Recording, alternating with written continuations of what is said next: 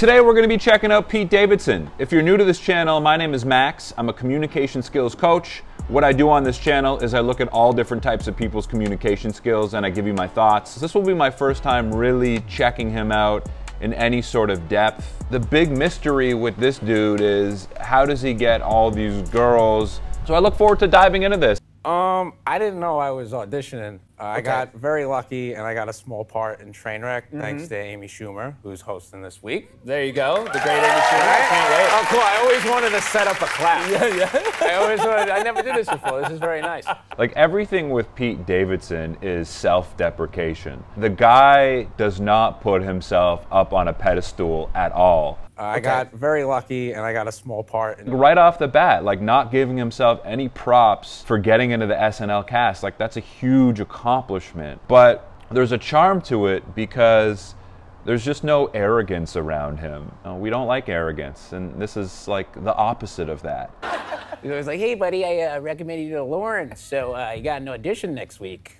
Wow. Yeah, and I was Like, I think that's what it is. Our guards are down around people who are extremely self-deprecating. So that in turn allows us to kind of just chill around him and trust him. Oh. Yeah, and I was like, oh, thanks. Like, I didn't know, yeah. And then I just did stand up and I got very, very lucky. And now, where were you when you got the call that you got the job? Oh, I just got stand up and I got very, very lucky, right? No credit to himself. My girlfriend was doing shows in, where the hell was it? It doesn't matter, it was in the West Coast, I don't really remember. I should have prepared. Everything seems to be a self-deprecating joke with Pete. So you flew to San Francisco. And and the second I landed, I turned on my phone, and like the second it turned on, I got a call from NBC, and I answered it, and obviously, I was like, oh no, later. Yeah, I'm good. He bigs other people up. He pays respect and he puts other people on this big pedestal. NBC, and I answered it, and obviously. These are the little things that make us like someone. And with Pete, whenever he is self-deprecating, he's got a big smile on his face as well. So it sort of like masks the darkness behind it all. He's smiling while he's making fun of himself. You did a great sketch with The Rock last year. Yeah. Where at one point, you, what would you call it? You were doing a cartwheel, an inverted cartwheel. I cartwheeled into a 69. You cartwheeled into a 69 with The Rock. Hi, Mom. And now, what was that moment like? Well, here's the thing. The whole sketch is... and he's quick, too, right? Cartwheeled into a 69 with The Rock. Hi, Mom. Like, he's extremely self-aware. Yeah, thank you, everybody. How was your chump? Be honest. No, I didn't even, I was so upset that I had to do it. It was just very, it was very By the bad. way, he's upset that he has to be president, so that might have, you could have pulled from that. And dork.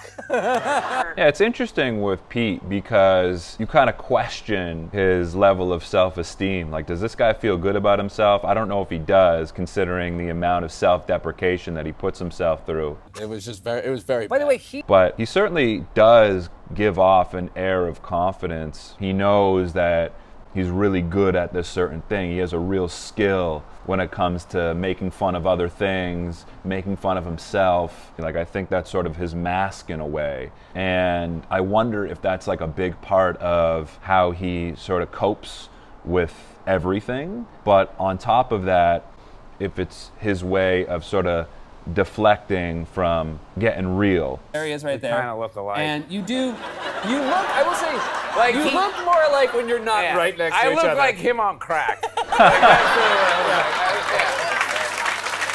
Yeah, let's be honest, I look terrible. Yeah. But you... I mean, that's like the epitome of Pete Davidson's humor right there. Let's be honest, I look terrible. Let's be honest, I look terrible. The ultimate self-deprecation. How can I rip into myself the hardest? And he does it so well because he's incredibly funny and quick, but he does it with a smile on his face that makes you think that he's completely okay with it. And I think he is, in a way. Like, he sort of embraced being okay with making fun of himself, like in a weird way that helps him feel better about himself, it feels like. So that's why I think he's mastered the self-deprecation to a degree. He's become so accustomed to it. He's become so comfortable with it that we as an audience don't feel bad when he rips into himself.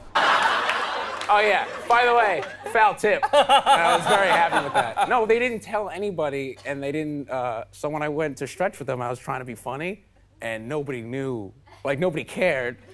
And then the strength and conditioning coach goes, "Hey son, get the off the field." And I was like, "Dang, this is a nice time, you guys." Again, he's sort of like this punching bag toward himself. In a weird way, I think that's a big part of his attraction. It's because we feel like there's no ego with him. And when we sense that there's no real ego with someone, we're more likely to listen to them. We're more likely to kind of let our guards down in front of them. As a result, I think that allows him to connect with people, because people don't feel like they need to put on an act in front of him. They don't feel like they need to act cool in front of him. So you look at all these big celebrities that have been with him, and you know they have to play up their status and their fame to a degree a lot of the time. But around Pete, they can let their guards down and just kind of be themselves. This summer? Yeah, but like, what if one of the people in the cast is like a sex offender later on? You know? Oh, like, you mean someone in the Harry Potter movies? Yeah,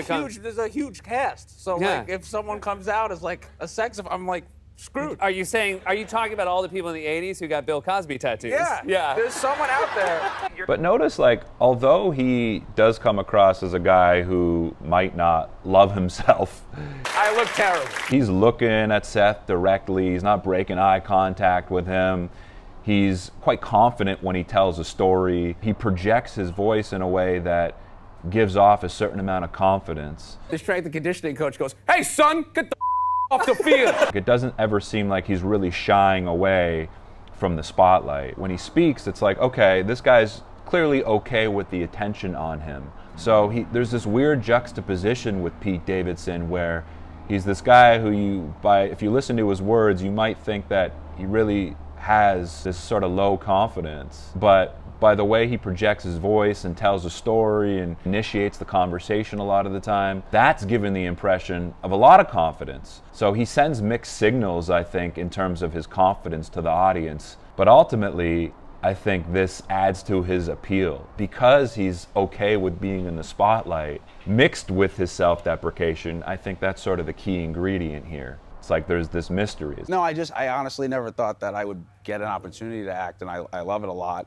And it takes like 3 hours. You have to get there 3 hours earlier to cover all your tattoos, because for some reason people in movies, they don't have them that much. And He's really an interesting person to break down and think about. And I think it's interesting to think about why people like him, why people are drawn to him. That was my first reaction. I hope you enjoyed it. If you want to see my uncut reaction and analysis, you can go straight to my Patreon page. Other than that, my name is Max. I will catch you soon. Peace.